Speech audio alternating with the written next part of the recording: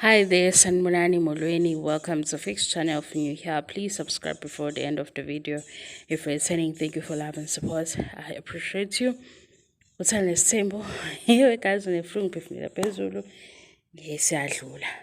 Hayibo yabo lento eshoyo ukuthi nange sedukisa umkhondo ukuthi ingane yagulela kayini. Ingane yagulela emzumbe kusho yini. Omunye ke the very story samayeni is not make sure. And usolo ukuthi because umsele kuyo ofika nokuthi kunomsulo ngoba kunopoison. Umsele kuphela accuse abantu. Uma yena ukhuluma ngesupport angayitholanga. And indaba ya poison ukuthi ingane yadla upoison okwakupoison into ekanjalo. Kodwa into uma yena ayithinta yona ile ye father figure. Ukuthi vela Nkosi yami, vela. Ngoba uma yini usenenkinga enkulu akakwazi ukuthi umseleko okuhusband wakhe usibindi okuyingane yakhe mase kuthi njengoba usibindi ebanzwe nomnini uzocishwa benje ngoba lento ifanele kulungele ophambili ukuze lo line uqonde. Kodwa manje sinenkinga ukuthi sesixoxa izinto ezisirious eziphathwa mayini khona ofuna ukuzofaka ivictim la. Ayekho solwayo kodwa uma umsola phela unalo iphuthu usolwa huwo. Nokudokisa umkhondo we guys. Lento ecorrect umayeni ukuthi ayingasaveli enye ingane ezothi ubaba ufana nethoyisi ebekhona nezimali zakhe. Into yamayeni futhi njengoba siyibuka nje siyilandela. Angithi niyabona ukuthi umayeni lo husband amkhetha wakhetha phela uhusband lo. Lo husband lo ngoba umayeni unezimfundiso zakubo khona ezinye izinto akufanele ukuthi ayicorrect ngoba uyazazi iqiniso layo njengoba abazali bakhe sizothi bebemthandile bayamthanda futhi uyakwazi futhi ukubaluleka komshado nokukhulisa ingane nanani okusho ukuthi uzama ukuyishumayela lento kodwa uyishumayela kumfundisi ome ngasemnyango because umfundisi ukhona la ijahe khona. Ngesikhathi ejahile ke umfundisi ibandla liyonakala ndomayini ifanele iphutha aphinda gade yona leli bandla. Inkulu into abhekene nayo ngoba manje ngesikhathi amahliphi umfundisi uyawathanda because eza nemali. Into azoba nendaba nayo imali ukunokwakha umuntu akhe ingane akhe indoda eqotho. Buka izingane zesithembu. Buka izingane zesithembu. Izingane zesithembu ku right ukuthi kube inganekwane because linganekwane ekhona iza nemali. And maye vele umayeni ngoba ukhuluma lezi zinto ezikhona khona uthi ubitha. Kanti nina amakhaya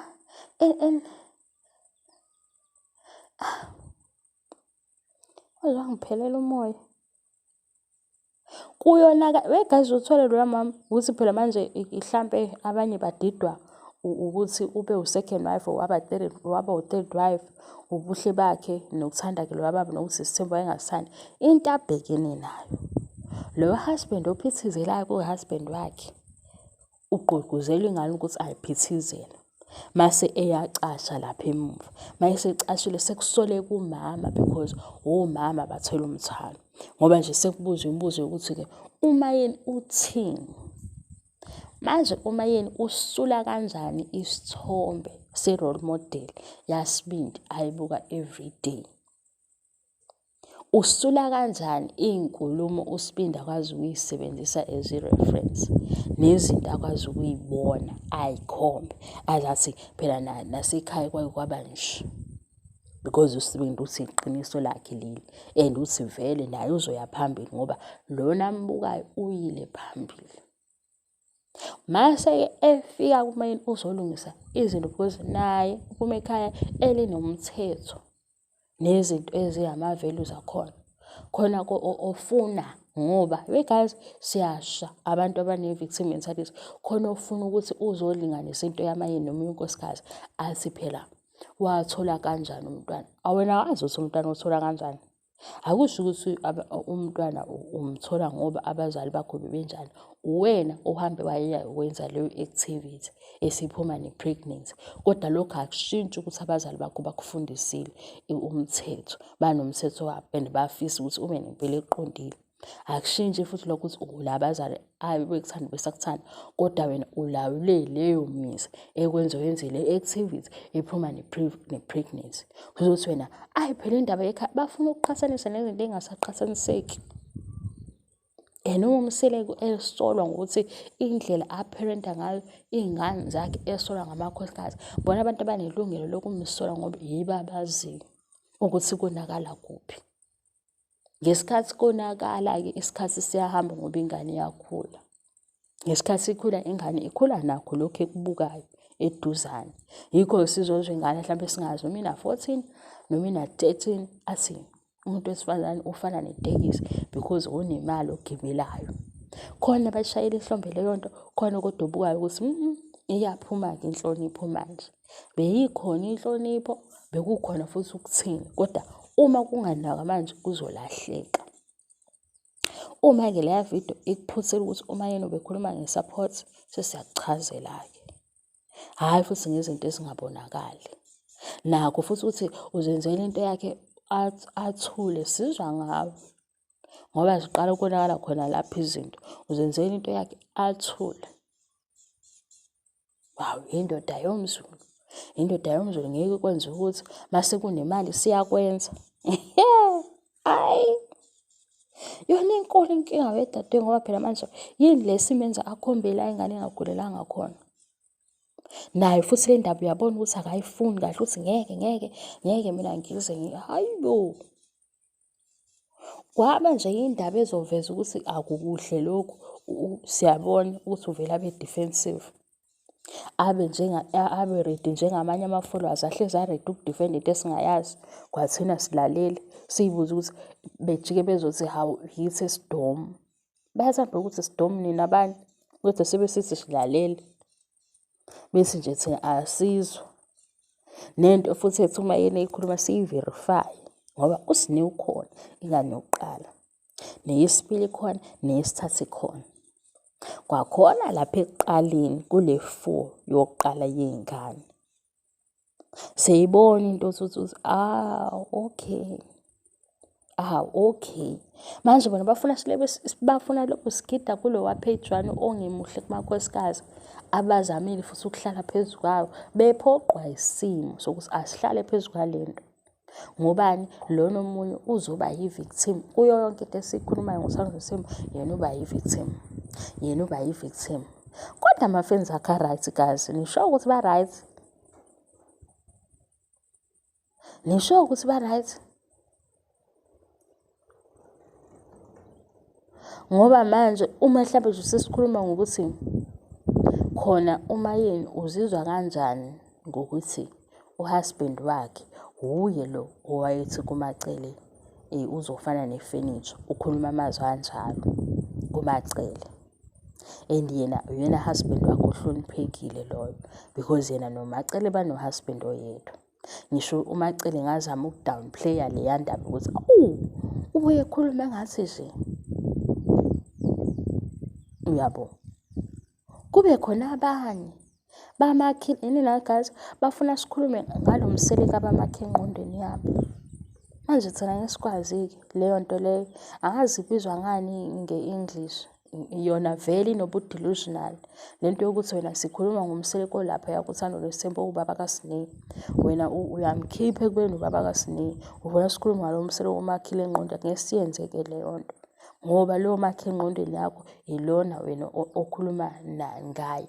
Nalawo ma-followers nalawo ma-fans asikho-ke lapha. Sikhuluma ngalo ubaba kaSineyi ozoshada nomngani kaSineyi. Ozoshada nengane ka-schoolmate wakhe u-classmate. Sikhuluma ngalo. Onengane eyadla uphoyizeni kodwa usekhomba kwenye indawo uthi hayi kwenye indawo. Sesithi kanti wenze njani? Omunye uthi lana phela ukuba umayeni wayehlonipha wayethola ithuba lokuthi akunakwe ingane shuthi kwakuyigeme sazizwe nawe ugcina inganekwane ekhanda lakho. Sikhuluma lona thina ngalo baba lo othi vele wakiyeka ubaba wengane. Nami-ke kusho ukuthi angikiyeke. Onaleyo nto yokuyekwa ukuthi ubaba engayeka ukuba ubaba. Manje la kulungiswa ukuthi yena akangayeki-ke. Wena uyizwa leyo nto, ukuyeka ukuthi vele ubaba wengane waba absent. Usufunza mina sithi mazi-ke zakhe. Kushiwo ukuze uthi zakhe akangayeki ukuba ubaba kusona. Engasuke ethatha into engeyinhle athi yiyo ephilayo. Niyabona ukuthi bonke badinga i-therapist? Hhayi bayayidinga. Kodwa khona namanye ama-friends adinga i-therapist nawo. Ngoba manje bona indlela ababuka ngayo babona kuyahlekisa ukuthi unkosikazi ophethwe yikhanda uya kudokotela ufuna amaphilisi ekhanda. And akukho ukudabula laphayana. Uyabona nje ukuthi inkinga bafike nento yokuthi understanding. Mina ngivele ukuthi angikhali endaweni la kufika khona nje nokuthi ubani uya-understand noma ubani. Yabo nje noma bekuthiwa semsebenzini, noma kuthiwa iyiphi i-setup, noma bekuthiwa yisonto, lo muntu okuthiwa uya-understand ngifuna ukwazi ukuthi u-understanda ini. Yini le understandayo? Nalo muntu okuthiwa ave edlulisa, udlulisa ini? Ngoba wena bazokuyuza isikhathi eside uzitshela ukuthi unenhliziyo enhle kanti uyabhukuda nje kwi-manipulation. Lokhu ku-understanda kwakho yiloko ozokwenza ukuthi uquleke phakathi kwabantu ungaphathwanga yilutho. Usuyisola ngezenzo zakho. Singazi-ke ukuthi-ke i-main goal bekufuna uku-achievani, u-understanda phela.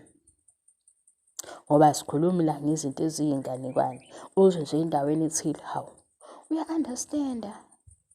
Awave understand lo ningasimimi koku-understanda kwenu, ningasimimi. Nayo kwi-manipulation le eseniyithathe nayenza nayiqhathanisa nayimatanisa nokuba i-traditional woman, ningasibizi. Asisabeli. Basabele ogogo kodwa nabo babona isikhonto efanele ilungiswe, bayilungiswe. Manje siyababona abantu abafuna ukuthi sicimeze thina. Hhayi isethe isikhathi-ke sibe right kithi. Kwaqhakambiswa imfundo, kwaqhakambiswa ukuthuthuka komuntu wesifazane ukuze naye abe umuntu ebantwini. Enaye umuntu wesilisa noma engenaye. Ngoba futhi nokuthi ozoba khona akube umuntu okhona o-present. Hhayi ozokhuluma iy'nganekwane. Wekazi ngimtshele yazi uvele ngicabanga izinto ey'ningi ngicabanga nje ngisakhula ukuthi khona omama, yabo wazi ukuthi umama wakabani kuloya muzi. Ucabanga ukuthi ubaba wakhona akekho sewashona kanti uyaphila, usegula. And ngiyazi ukuthi phela uma kukhulunywa manje leyo nto ikhulunywa noma kudala ikhulunywa kwakushiwo ukuthi cha umama ubani wazowubamba umuzi. Yonke le minyaka ehleli yedwa nomama ney'ngane ey'khulayo ukhona ubaba wazo uyaphila. Ukhona ubaba wazo uyaphila. Mase kufanele ukuthi abuye lo baba usendelwe imali lo mama azohamba eyiboleka or ayisebenze esendele ukuthi akubuye ubaba wekhaya. Yabo leyo nonsense leyo asiyifuni thina. Asiyifuni. Ngoba yiyona nto okuthiwa traditional woman. Wayibamba ikhaya, wenza lokhuya nalokhuya. Sifikile isikhathi la sithi iy'ngane lezi sekuyenye i-material. Akusewona loya pende okudala. Ingane iyakwazi ukubona ukuthi lo baba lo ukhona la ekhaya kodwa wenzani. Isidingo salo baba la ekhaya yini? Mase kuthiwani lezi iy'ngane ziyadelela kanti ziyabona. Bye.